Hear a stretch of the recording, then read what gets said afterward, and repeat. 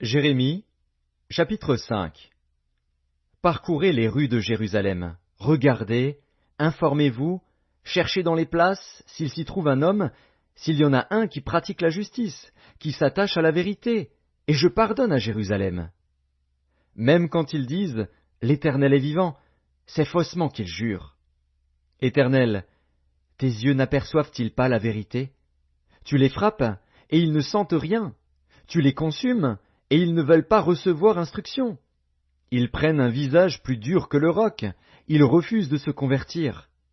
Je disais, ce ne sont que les petits, ils agissent en insensés parce qu'ils ne connaissent pas la voie de l'Éternel, la loi de leur Dieu. J'irai vers les grands, et je leur parlerai. Car eux, ils connaissent la voie de l'Éternel, la loi de leur Dieu. Mais ils ont tous aussi brisé le joug, rompu les liens. C'est pourquoi le lion de la forêt les tue, le loup du désert les détruit. La panthère est aux aguets devant leur ville. Tous ceux qui en sortiront seront déchirés. Car leurs transgressions sont nombreuses, leurs infidélités se sont multipliées.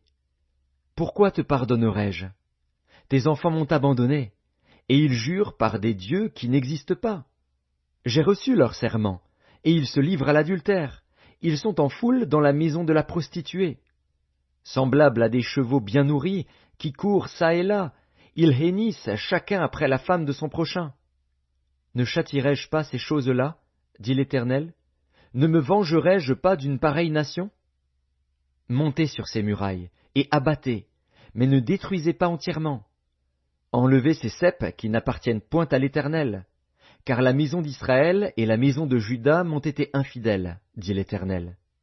Ils renient l'Éternel, ils disent, il n'existe pas, et le malheur ne viendra pas sur nous, nous ne verrons ni l'épée, ni la famine.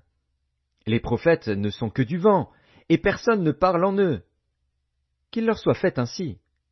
C'est pourquoi ainsi parle l'Éternel, le Dieu des armées. Parce que vous avez dit cela, voici, je veux que ma parole dans ta bouche soit du feu, et ce peuple du bois, et que ce feu les consume. Voici, je fais venir de loin une nation contre vous, maison d'Israël, dit l'Éternel.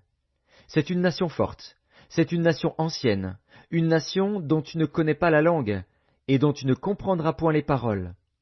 Son carquois est comme un sépulcre ouvert, ils sont tous des héros.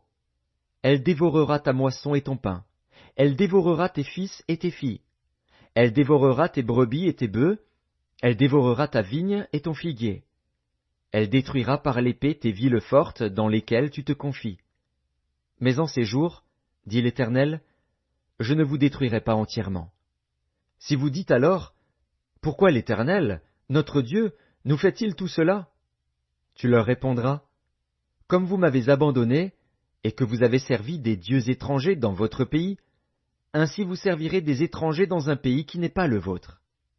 Annoncez ceci à la maison de Jacob, publiez-le en Juda, et dites, écoutez ceci, peuple insensé et qui n'a point de cœur. Ils ont des yeux et ne voient point, ils ont des oreilles et n'entendent point. Ne me craindrez-vous pas, dit l'Éternel, ne tremblerez-vous pas devant moi? C'est moi qui ai donné à la mer le sable pour limite éternelle qu'elle ne doit pas franchir. Ses flots s'agitent, mais ils sont impuissants, ils mugissent, mais ils ne la franchissent pas. Ce peuple a un cœur indocile et rebelle, ils se révoltent et s'en vont. Ils ne disent pas dans leur cœur, craignons l'Éternel, notre Dieu, qui donne la pluie en son temps, la pluie de la première et de l'arrière-saison, et qui nous réserve les semaines destinées à la moisson. C'est à cause de vos iniquités que ces dispensations n'ont pas lieu, ce sont vos péchés qui vous privent de ces biens. Car il se trouve parmi mon peuple des méchants.